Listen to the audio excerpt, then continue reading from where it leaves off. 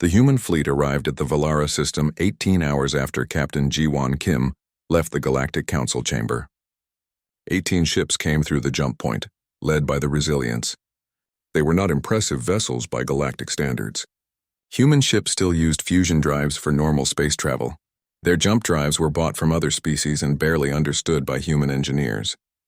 The hulls were thick and crude, built for durability rather than elegance. Commander Hajun Park stood on the bridge of the Resilience, looking at the quantum rift on the main display. It was beautiful in a terrible way.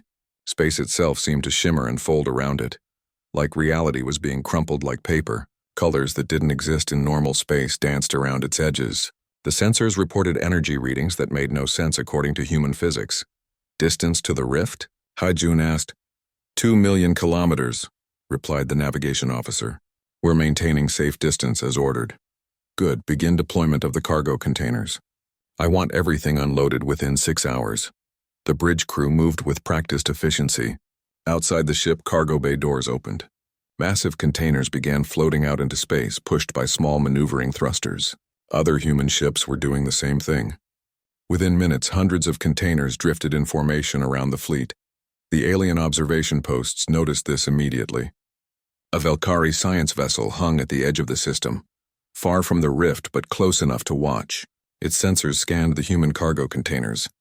The data made the Velkari scientists confused. The containers held construction equipment, mining drones, industrial fabricators, raw metal stock, chemical processors, electronics components.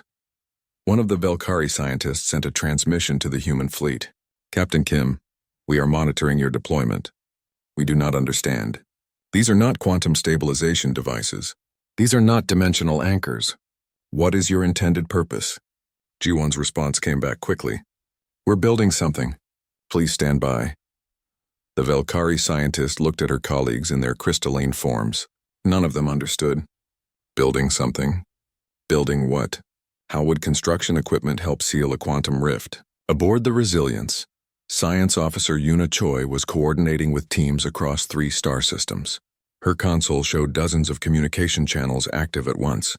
She was talking to the Mars shipyards, the Jupiter mining stations, the research facilities on Titan, and the colonial outposts near Proxima Centauri. Her requests were specific and urgent. I need refined titanium steel composite, 20,000 tons, she said to the Mars facility. Yes, I know that's your entire monthly production. Ship it now. Another channel. Titan Research, this is Resilience. We need all your high-capacity power cells. Every single one you have in storage. Delivery to Valara, maximum speed. Another channel. Jupiter 6, we're requisitioning your entire supply of magnetic coil assemblies. Don't ask why.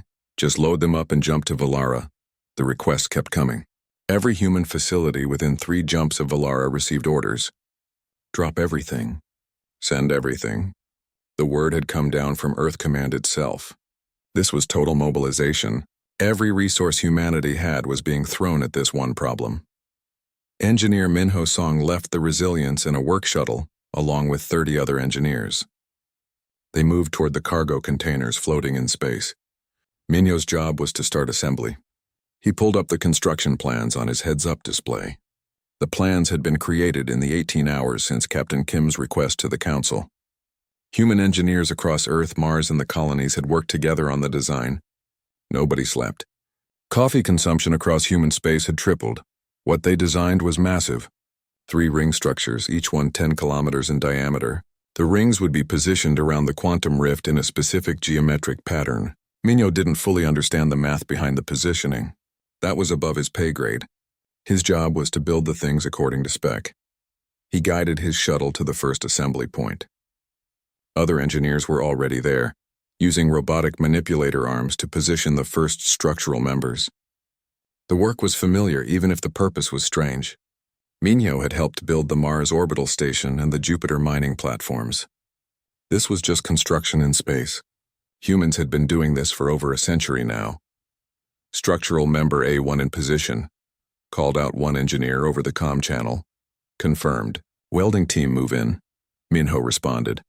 Sparks flashed in the vacuum as welding torches began fusing metal together. The work was slow but steady. More shuttles arrived with more materials. More engineers joined the construction teams. The first ring began to take shape, growing like an enormous skeleton in space. Back on the observation posts, the aliens watched with growing confusion. The Thorin ambassador's vessel had arrived to monitor the human attempt. The Thorin mind processed the data faster than most species could think. It analyzed the human construction. The rings were simple electromagnetic generators. Very large ones, true. The power requirements would be enormous. But they were still just electromagnets. The Thoran ambassador sent a transmission to Captain Kim. "We have analyzed your construction. These devices generate electromagnetic fields. Such fields cannot affect a quantum rift. The physics do not support this approach." Jiwon's response was calm. "We're aware of the physics. We're working on it anyway. But this is illogical. You are wasting precious time on a solution that cannot work. Maybe. Or maybe the physics are incomplete. We'll find out in 3 days." The Thorin mind considered this. By its calculations, the humans had a 0.003% chance of success. That was essentially zero. The humans were either incredibly stupid or incredibly confident. The Thorin couldn't decide which. 24 hours passed. The human construction continued without stopping. More ships arrived from human space every few hours. They came carrying cargo containers full of materials. Engineers worked in shifts, rotating back to the ships to sleep for 4 hours before returning to construction. The 3 rings grew larger and more complete. Yuna monitored the incoming supplies from the Resilience. Her screen showed the logistics network that humanity had thrown together. It was chaos by galactic standards. Different facilities sent different materials. Shipping manifests got mixed up. Some ships arrived with the wrong cargo, but somehow it all kept moving forward. Humans were good at organized chaos. They had learned how to make it work over centuries of industrial development. "Shipment from Proxima just arrived," reported one of her assistants. "They sent the quantum processors we requested." "How many?" 50,000 units, Yuna checked her notes. "We asked for 10,000. They said better to send too many than too few." Yuna smiled. That was human thinking right there. When in doubt, send more. Overkill was just the right amount of kill. Log them in. We'll find a use for the extras. Commander Hajun watched the construction from the bridge. The 3 rings were now about 60% complete. They would be finished on time. The human workforce was pulling it off, but he knew the real challenge wasn't building the rings. It was making them work.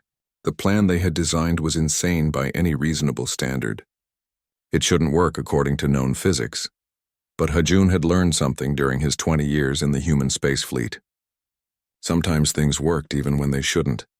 Sometimes brute force and determination could overcome elegant theory. Sometimes the universe had loopholes that nobody had found yet. He pulled up the sensor data on the quantum rift. It was still growing, still following the predictions exactly. In 5 days it would collapse and destroy everything. Unless the human plan worked. His communicator blinked. It was a message from Captain Kim, who was coordinating everything from a transport ship closer to the rift. "Status report?" she asked. "Construction is on schedule. We'll have all 3 rings complete in 30 hours. Then we start installing the power systems and control networks." "Good. What about the drone deployment?" "Pilot Soman Han has her squadron ready. 10,000 drones manufactured and loaded. They'll deploy as soon as you give the word." "Excellent work, Commander. Now comes the hard part." Hajun understood what she meant. Building the rings was just step 1. Making them do what they needed to do was step 2. And step 2 required something that no other species in the galaxy seemed willing to try anymore. It required guessing. It required intuition. It required making decisions based on incomplete data and hoping they worked. The other species had moved beyond such primitive methods. They calculated everything precisely. They understood the mathematics before they acted. They never guessed. Humans still guessed all the time. And sometimes, just sometimes, they guessed right. 48 hours remained. The galaxy watched and waited. The humans kept building, kept working, kept moving forward with absolute confidence in a plan that made no sense to anyone but themselves. The Velkari scientists filed their reports. The Thoran minds ran their calculations. The Prism Collective observed with their ancient wisdom. They all reached the same conclusion. The humans were going to fail. It was mathematically certain. The humans didn't care what the math said. They had work to do. The moment of truth was approaching. 20 hours remained until the quantum rift would collapse. The human fleet had completed its preparations. The three massive electromagnetic rings surrounded the rift, humming with power. 10,000 drones floated in a precise three-dimensional grid, each one maintaining its exact position despite the strange forces emanating from the rift. Every human ship in the system was ready for the final phase. Dr. Taehyun Shin stood before a gathered assembly of alien observers. They had requested a briefing on the human plan. The Velkari scientists wanted to understand what humans thought they could accomplish. The Thoron minds wanted to analyze the logic. Even the ancient Prism Collective had sent representatives to witness this moment. Taehyun was not a military officer. He was a physicist from the Mars Research Institute. He had been one of the lead designers of the human plan. Now he had to explain it to beings who had forgotten more about physics than humanity had ever learned. "Thank you for coming," Taehyun began, speaking through his translation device. "I know our approach seems strange to you. I know it violates several established principles of quantum mechanics as you understand them. So let me explain what we're actually trying to do." He activated a holographic display showing the quantum rift. The rift exists because of an imbalance in dimensional pressure.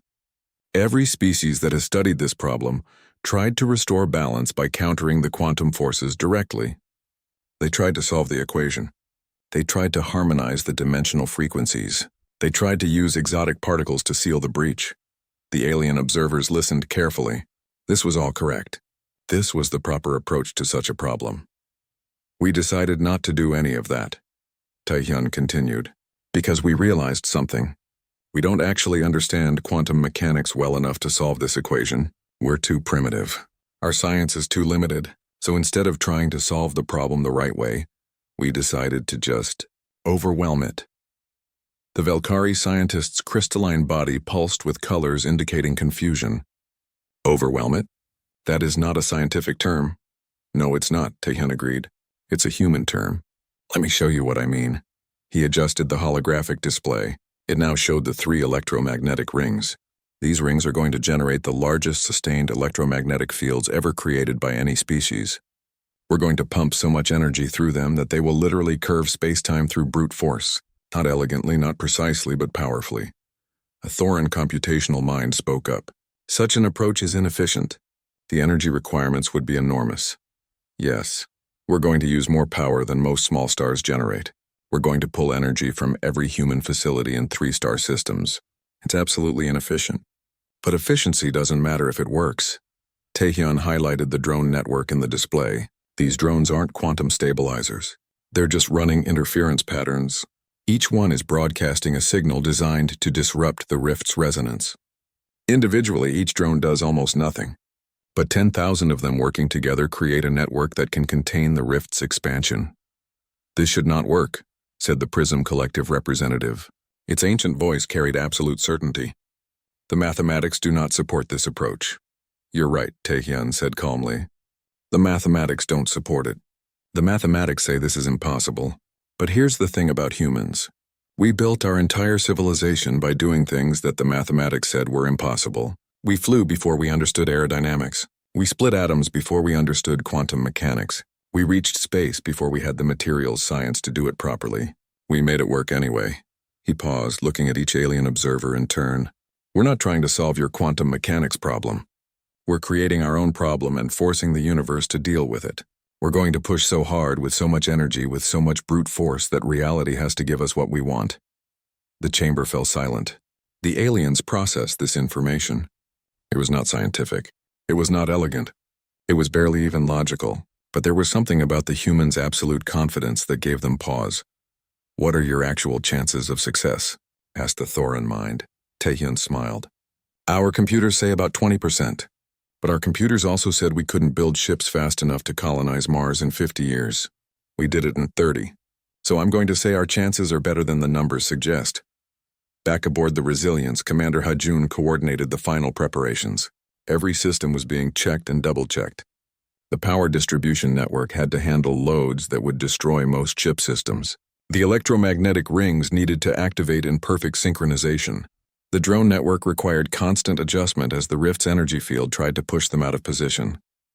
Engineer Minho Song moved through the ship's engineering section, checking readouts and barking orders. His team had been awake for 30 hours straight. running on coffee and adrenaline. They looked exhausted but determined. Power coupling 7 is showing stress, one engineer reported. How bad? Mino asked. It'll hold for the discharge, but we might lose it afterward. Then we lose it afterward. Mark it for replacement and move on. Another engineer called out. Main generator 3 is running hot. Temperature is 15% above normal. Minho checked the readouts. The generator was stressed but functional. Cool it as much as you can, but don't shut it down. We need every watt of power we can get. This was the reality of the human plan. Nothing was perfect. Everything was stressed beyond normal operating parameters. Components were going to fail.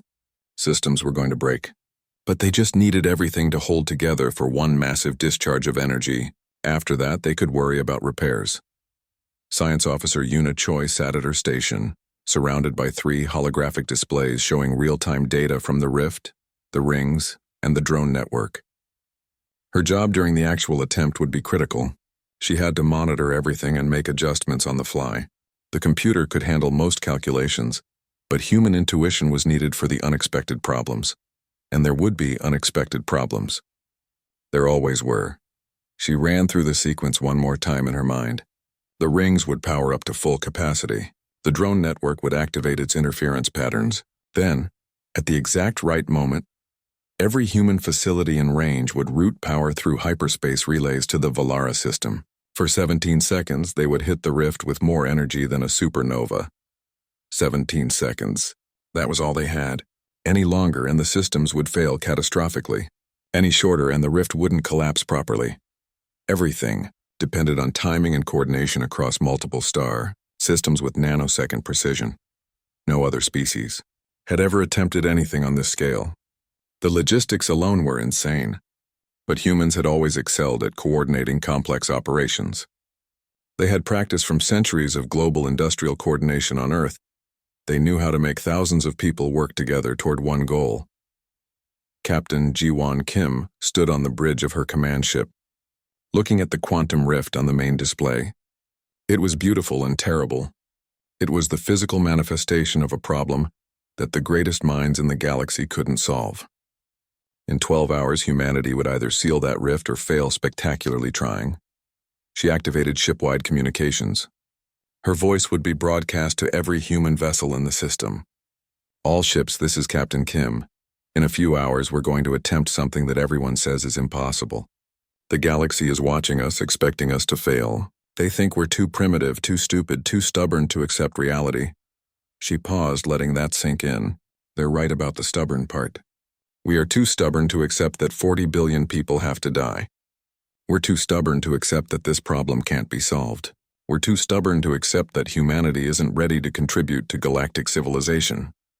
Another pause. Every person in this fleet volunteered for this mission knowing we might fail, knowing we might not make a difference. But we're here anyway, because that's what humans do. We try impossible things. We take insane risks. We bet everything on crazy ideas. And sometimes, just sometimes, we win. She could feel the attention of every crew member focused on her words. In a few hours, we're going to show the galaxy what humanity is capable of. We're going to save 17 worlds. We're going to protect 40 billion lives. We're going to seal a quantum rift using nothing but determination, duct tape, and more electrical power than any sane species would attempt to generate. Ji-won smiled. And when we succeed, when we do the impossible, the galaxy is going to learn something important. Never ever bet against humans who have decided to ignore the word impossible. The communications channel erupted with cheers. On every ship, in every corridor, in every workstation, humans raised their voices in defiance of the mathematics that said they should fail. They were ready. They were determined. They were absolutely convinced that they were about to pull off the greatest miracle in galactic history. The alien observers recorded everything. They documented the human preparations with scientific precision. They calculated the odds of success and found them impossibly low. The 3 massive rings floated in space around the quantum rift, completed and powered down.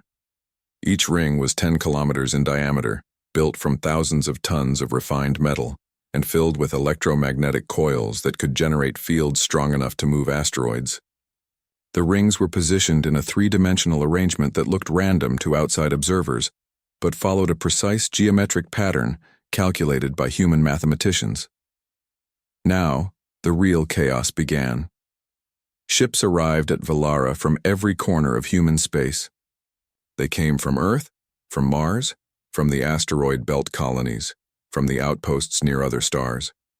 Each ship carried cargo that seemed to have nothing to do with sealing a quantum rift. A mining vessel from the Jupiter system brought refined metals.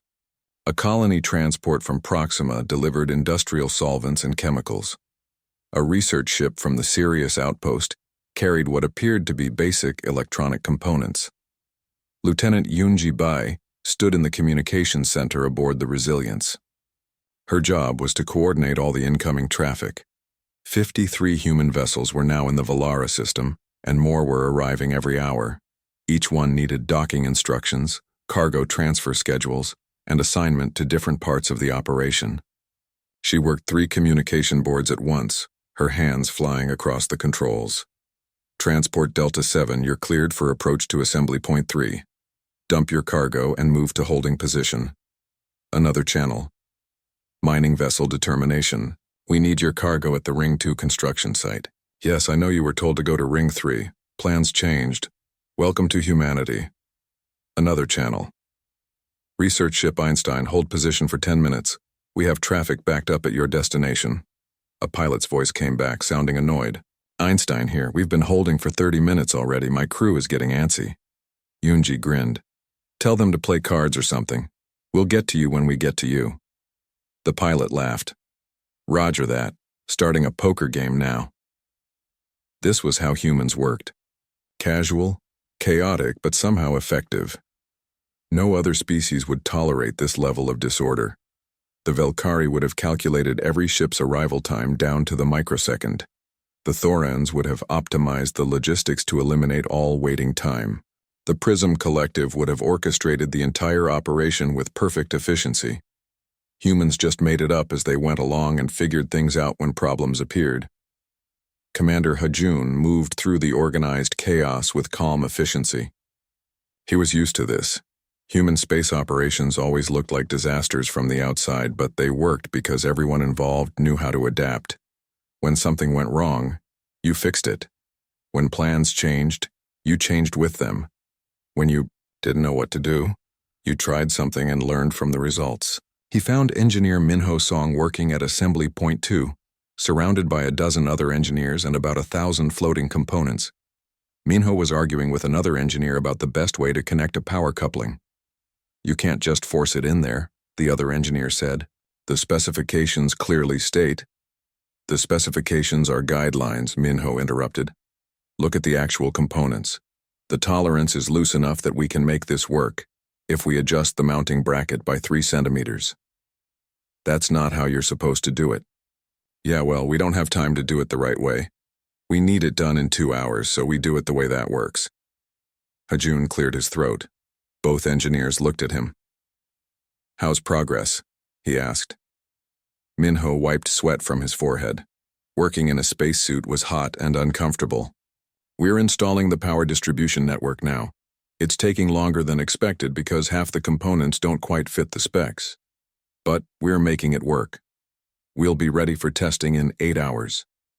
Good enough. Carry on. As Hajun moved away, he heard the 2 engineers resume their argument. This was normal. Humans argued constantly while they worked. They debated, they disagreed, they sometimes shouted at each other. But they kept working, and somehow they got things done. Science officer Yuna Choi watched the sensor data from her station. The quantum rift had grown another 3% since the humans arrived. It was now 200 kilometers across at its widest point. The energy readings were increasing exponentially. In 4 days, it would collapse and take 17 worlds with it. She pulled up the simulation models that human scientists had created. The models were crude compared to what the Velkari or Thorans could produce. Human computers weren't as powerful. Human understanding of quantum mechanics wasn't as deep. But the models showed one important thing. The human plan might work. It had maybe a 20% chance of success. 20% wasn't good odds. But it was better than 0. Yuna adjusted the parameters of the simulation, running hundreds of scenarios. The key was timing. Everything had to happen at exactly the right moment. The power output from the rings had to hit specific levels. The drone network had to maintain precise positioning. The energy discharge had to be coordinated across multiple systems. Get any of it wrong and the whole thing would fail. Get all of it right and they might just save 40 billion lives. Her communicator buzzed. It was Captain Ji-won Kim calling from her command ship. Yuna, status report on the simulation models. They're looking good, Captain. We've identified the optimal power levels and timing sequences. I'm uploading them to the main network now.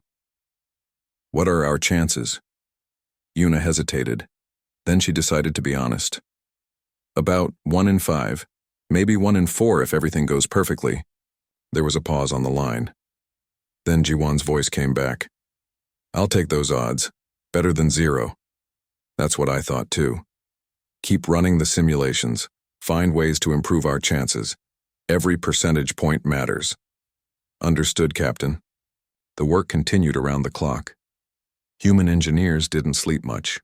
They grabbed a few hours of rest when they could, then went back to work. Coffee consumption aboard the human fleet had reached levels that would be medically concerning if anyone bothered to check. Nobody bothered to check. Pilot Somin Han prepared her squadron for the drone deployment. She had 20 pilots under her command, each one responsible for deploying 500 drones. The drones themselves were simple devices. They were basically quantum processors attached to small maneuvering thrusters and power cells. Each one cost about as much as a good car back on Earth. They were going to deploy 10,000 of them. Somin briefed her squadron in the hangar bay of the Resilience. The pilots gathered around, still wearing their flight suits, ready to launch at any moment. Okay, people, listen up, Somin began. The drones need to be positioned in a 3-dimensional grid around the rift. Each drone has pre-programmed coordinates. Your job is to release them at the right points. The computer will handle most of it, but you need to adjust for drift and interference from the rift's energy field. One of the younger pilots raised a hand. What happens if we mess up the positioning? Somin shrugged. Then 40 billion people die and the galaxy says, we told you humans couldn't do it. So don't mess up the positioning. The pilot swallowed hard. No pressure then. Exactly. No pressure at all. Somin grinned. She knew her squadron was good. They'd trained for complex deployments. They could handle this. Another pilot asked, how close do we need to get to the rift? Close enough that your sensors go crazy and your ship complains loudly. Not close enough that you actually get pulled in. Use your judgment. You're not filling me with confidence here, Commander. Good. Confidence is dangerous. Caution is what keeps you alive. Now get to your ships. We deploy in 6 hours. The alien. Observers watched all of this with a mixture of confusion and concern. The Velkari scientists could not understand the human approach. Everything was improvised. Nothing was calculated to precision. The humans seemed to be making decisions based on intuition and guesswork, rather than mathematics and proven theory. The Thoran ambassador sent another transmission to Captain Kim. We continue to observe your preparations with interest. However, we must note that your methods appear chaotic and inefficient. Would you accept assistance from our computational minds? We could optimize your approach. Ji-won's response was polite but firm. Thank you for the offer, Ambassador, but we need to do this our way. We know it looks messy. We know it doesn't make sense by galactic standards. But this is how humans solve problems. We try things. We adapt. We make it work through sheer determination. But the calculations said this was impossible. We're ignoring the calculations and trying anyway. If we fail, you can write reports about how the primitive humans were too stupid to accept reality. But if we succeed, maybe the calculations were missing something. The Thoran ambassador had no response to that. Its mind processed the logic and found it both infuriating and strangely compelling. The humans were either fools or geniuses. Time would tell which. 36 hours remained until the rift would collapse. The human fleet worked without stopping. The 3 rings were complete and ready. The drone network was prepared for deployment. The power systems were being brought online piece by piece. Ships continued arriving from across human space, bringing more supplies, more equipment, more people ready to help. The emergency alert had gone out across the entire galaxy 3 days ago. Every species that belonged to the Galactic Council received the same terrifying message. A quantum rift had appeared near the Valara system, and it was growing fast. The scientists who studied it came back with the worst possible news. 17 worlds were going to die. 40 billion people would cease to exist. There was nothing anyone could do about it. The council chamber was filled with representatives from dozens of different species. Some looked like giant insects with too many legs. Others were beings made of light and crystal. A few resembled creatures from Earth's oceans, floating in special tanks filled with purple liquid. They all shared one thing in common right now. They all looked defeated. The head scientist of the Velkari people stood at the center of the chamber. Her crystalline body pulsed with dim colors as she spoke. Her voice came through the translation devices everyone wore. It sounded tired and sad. She explained the quantum rift again for anyone who still had questions. The rift was a tear in the fabric of space itself. It existed in multiple dimensions at once. As it grew, it would eventually collapse. When it collapsed, it would create a chain reaction that would destroy everything within 3 light years. The mathematics were clear. The Velkari had checked them 17 times. The Thorin computational minds had verified every calculation. The ancient Prism Collective, beings who had existed for 50,000 years and understood physics better than anyone, had reviewed the data. Their conclusion was the same. The rift could not be stopped. It could not be sealed. It could not even be slowed down. Evacuation was already underway, but the numbers told a grim story. The 17 worlds had 40 billion inhabitants. The entire Galactic Council working together could evacuate maybe 2 billion in the time remaining. That meant 38 billion souls would die when the rift collapsed in 6 days. The chamber fell into heavy silence after the Velkari scientist finished speaking. What was there left to say? Species that had mastered faster than light travel, that had built cities on gas giants and harvested the energy of stars, that had cured death itself in some cases, were helpless. The universe had presented a problem that could not be solved. Captain Ji-won Kim sat in the human delegation section. She was young for a starship captain, only 34 years old. Humanity had only been part of the Galactic Council for 40 years. They were still the newcomers, the primitive species that had barely figured out how to leave their own solar system before making first contact. Most of the older species treated humans with polite condescension, the way adults might treat children who were trying very hard to understand grown-up conversations. Ji-won listened to the Velkari scientist. She watched the data displays showing the rift's growth pattern. She read the calculations that proved nothing could be done. Then she stood up. The chamber's attention slowly turned to her. Several species showed obvious surprise that the human representative was speaking. Humans rarely contributed to these high-level discussions. They usually just listened and learned. Ji-won spoke clearly into her translation device. Her words were translated instantly into the hundreds of languages represented in the chamber. We would like to attempt a solution. The Velkari scientist's crystalline body flickered with colors that the translation software interpreted as confusion. Captain Kim, I appreciate your species' optimism, but this situation is beyond hope. Our greatest minds have studied this problem for 3 days. The mathematics are absolute. I understand, Ji-won said calmly, but humanity would still like to try. We request full authority over the crisis zone. Give us 72 hours. A ripple of what might have been laughter passed through parts of the chamber. The Thorin ambassador, a being that looked like a floating brain in a shell of living metal, spoke up. With all respect to your species, Captain Kim, what could humans possibly do that the combined knowledge of the galaxy cannot? Ji-won met the ambassador's gaze without flinching. We can try something different. Something that doesn't rely on perfect understanding of quantum mechanics. Something that might work even if we don't fully understand why. The Prism Collective representative spoke next. Its voice was ancient and deep, translated from light patterns into sound. You propose to act without understanding? That is not science. That is gambling with 40 billion lives. No, Ji-won replied. Right now, those 40 billion lives are already lost. Everyone in this chamber has accepted that. We're gambling with nothing because there's nothing left to lose. Give us 3 days. If we fail, you're no worse off than you are now. But if we succeed, she let the sentence hang in the air. The council representatives looked at each other. communicating in ways that humans still couldn't fully interpret. Jiwon could feel their skepticism. To them, humanity was barely more advanced than cave dwellers. Human ships were slow and clunky. Human science was basic and crude. The idea that humans could solve a problem that stumped the galaxy's greatest minds was absurd, but she also sensed something else. Desperation.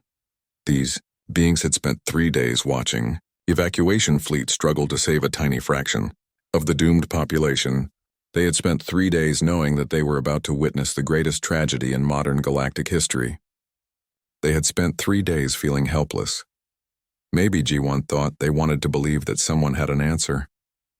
Even if that someone was a species of barely civilized primates from a backwater world, the head of the Galactic Council was a being called the Archon. No one knew exactly what species it belonged to. It had held the position for 900 years. When it spoke, everyone listened. Its voice was like wind through crystal caves. Captain Kim, why should we trust humanity with this responsibility? Jiwon took a breath. Because we're too young to know what's impossible. Because we haven't spent thousands of years learning all the reasons why things can't be done. Because sometimes the best solutions come from those who don't know enough to realize they should give up. The Archon was silent for a long moment. Then it spoke again. You have 72 hours, Captain Kim. Full authority over the crisis zone is granted to humanity. We will maintain observation posts at safe distance. When you fail, we will be there to document it. Perhaps future generations will learn something from your attempt. Jiwon bowed respectfully. Thank you, Archon. We won't let you down. As she left the chamber, Jiwon heard whispers following her. Most of them sounded like pity. A few sounded like curiosity. But they all carried the same assumption. The humans were about to fail spectacularly, and the galaxy would watch it happen. Jiwon activated her communicator as soon as she was clear of the chamber. This is Captain Kim to all human vessels in range. Operation Stubborn Hope is go.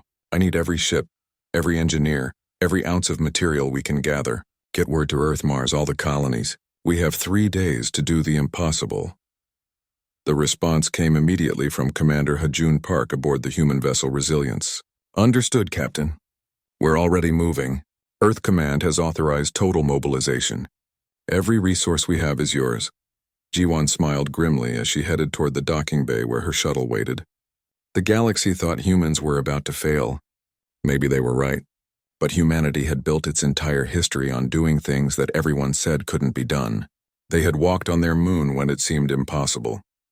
They had split the atom when the universe's secrets seemed unknowable. They had reached the stars when the distance seemed too vast. Now they were going to save 40 billion lives by doing something that defied every law of physics the galaxy understood, or they were going to fail trying. Either way, the galaxy was about to learn what happened when humans heard the word impossible and decided to ignore it.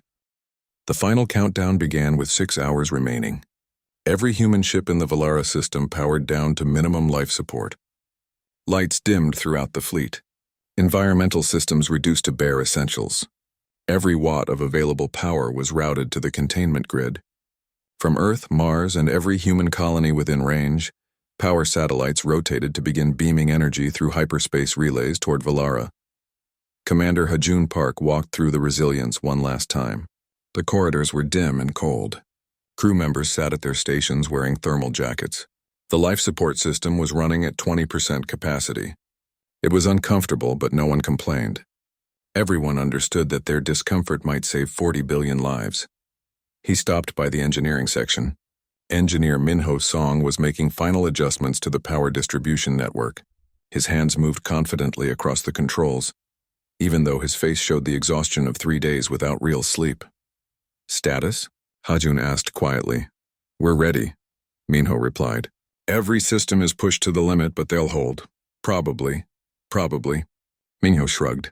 I'd be lying if I said definitely. We're doing things that these systems were never designed to do, but we've reinforced everything we could. The rest is up to luck and timing. Hajun nodded. That was honest, at least. Good work, engineer. Get some rest before the attempt. Rest? Minho laughed. I'm way too nervous to rest. I'll sleep after we either save the galaxy or blow ourselves up trying. Science Officer Yuna Choi ran her final simulations. The models had been refined continuously over the past 3 days. Every piece of new data fed into the calculations. Every adjustment improved their chances by fractions of a percent. The current simulation showed a 23% chance of success, not good odds. But better than zero, better than the nothing they started with. She checked the synchronization between all human facilities. The timing had to be perfect. Earth would begin its energy transmission at exactly the right microsecond. Mars would follow 0.003 seconds later. The Jupiter stations would come online 0.005 seconds after that. The sequence would cascade through every human power source, building to a crescendo that would channel more energy than a small star. For 17 seconds. That was all the time they had. Any longer and systems would fail catastrophically. Power conduits would melt. Generators would explode. Ships would lose containment and vent their atmospheres. 17 seconds was the absolute maximum the human equipment could sustain. It had to be enough. Pilot Soman Han sat in her cockpit, monitoring the drone network. The 10,000 drones floated in perfect formation around the quantum rift. Each one had to maintain its exact position during the energy discharge. The slightest drift would create gaps in the containment field. Gaps meant failure. Her squadron was spread throughout the grid, each pilot responsible for a section of drones. If any drone failed or drifted out of position, the pilots would manually adjust nearby drones to compensate. It would require split-second decisions and perfect coordination. All pilots sound off, Soman called over the squadron channel. One by one, her pilots reported ready. 20 voices, each one calm and professional despite the pressure. Soman felt proud of her team. They were good people, good pilots, ready to do their part. Remember, she said, watch your sensors, not the rift. The rift is going to do some crazy things during the discharge. Don't get distracted. Focus on your drones. Keep them in position. Everything else is someone else's problem. Easy for you to say, one pilot joked. You're not the one flying next to a rip in space-time. True. That's why I gave myself the easy section far from the rift. Rank has privileges, the squadron laughed. Humor helped with nerves. Soman knew her people needed that right now. Captain Ji-won Kim stood alone on the bridge of her command ship. The rest of the bridge crew was at their stations, but she had a moment of solitude to think. In 90 minutes, she would give the order that would either save 17 worlds or confirm that humanity had attempted something truly impossible. She thought about the 40 billion people on those worlds. Most of them had no idea what was happening. They had been told evacuation was underway, but information was limited. They were living their lives hoping that someone would save them, not knowing that their fate rested with a species barely 2 centuries into space exploration. What if they failed? What if all this effort, all this determination, all this human stubbornness amounted to nothing? Could she live with that failure? Then she shook her head. Failure wasn't the important question. The important question was whether she could live with not trying. And the answer to that was simple. No. She couldn't accept not trying. None of the humans could. That was what made them human. They tried impossible things because someone had to try. They fought against overwhelming odds because giving up was worse than failing. They bet everything on crazy ideas because safe choices never changed the universe. G1 activated communications with the entire fleet. All ships, this is Captain Kim. Final status check. Report readiness. One by one, the responses came in. Every ship reported ready. Every system was online. Every crew member was at their station. The human fleet was prepared to attempt the impossible. Acknowledged, Ji-won said. Stand by for final countdown. This is it, everyone. Everything we've worked for comes down to the next hour. Whatever happens, I want you all to know that I'm proud to serve with every single one of you. Now let's go save some lives. Communications Officer Haiwon Lee began the countdown at exactly the calculated moment. Her voice was steady and calm, as if she was announcing a routine shuttle launch rather than the most ambitious attempt to manipulate space-time in galactic history. T-minus 60 minutes to energy discharge. All systems nominal. The alien observation posts recorded everything with their sensors. The Velkari science vessel had been joined by dozens of other ships from across the galaxy. Word had spread. Everyone wanted to witness what would happen when the humans attempted their impossible plan. Most expected failure. The mathematics were clear. The physics were absolute. But there was something compelling about watching someone try anyway. T-minus 30 minutes. Power systems charging to full capacity. Throughout the human fleet, generators spun up to maximum output. The three massive rings began to glow as electromagnetic coils energized. The space around them shimmered as the building power started to affect local space-time. The quantum rift seemed to pulse in response, as if sensing the threat. T-minus 15 minutes. Drone network at full operational status. Soman Han watched her displays intently. All drones showed green. All positions maintained. Her pilots reported ready. Everything was perfect. Now they just had to keep it perfect for 17 seconds while reality bent around them. T-minus 10 minutes. All stations report final readiness. Engineer Minho Song stared at his displays, hands hovering over manual override controls. If anything started to fail during the discharge, he would have microseconds to compensate. His job was to keep the power flowing no matter what broke. He had already decided that if it came down to a choice between ship safety and mission success, the mission won. You could replace a ship. You couldn't replace 40 billion lives. T-minus 5 minutes. External power sources confirmed transmission readiness. Across human space, technicians at Earth, Mars, Jupiter, and a dozen other facilities prepared to route every available watt of power toward Valara. They would transmit through hyperspace, focusing beams of energy across light years with precision that required perfect timing. One facility transmitting early or late could disrupt the entire sequence. T-minus 2 minutes. All systems green. Standing by for final authorization. Ji-won took a deep breath. This was it, the moment that would define her career, her species' reputation, and possibly the future of 40 billion lives. She pressed the communication button. This is Captain Ji-won Kim. Authorization code Omega-7 Alpha. Commence operation. Authorization confirmed, Hee-won replied. Final countdown beginning. T-minus 60 seconds. Science Officer Yuna Choi's hands moved across her controls, making tiny adjustments to the simulation parameters. The real-time data was feeding in now. The rift's exact energy signature. The precise positions of all system components. Every variable updating continuously. The simulation recalculated their chances of success. 24%. Better than she had hoped. Worse than she wanted. She looked at the numbers one last time, then closed the simulation window. The time for calculations was over. Now came the time for action. T-minus 30 seconds. Hajun felt the ship vibrate as the power systems reached maximum output. Every piece of equipment was straining. Every connection was carrying more current than it was rated for. The Resilience was giving everything it had. T-minus 15 seconds. The three electromagnetic rings blazed with power. The space around them twisted visibly as they began generating fields strong enough to move planets. The quantum rift pulsed faster, energy readings spiking across every sensor. T-minus 10 seconds. Soman watched a drone start to drift. One of her pilots reacted instantly, adjusting three nearby drones to compensate. The gap closed. The network held.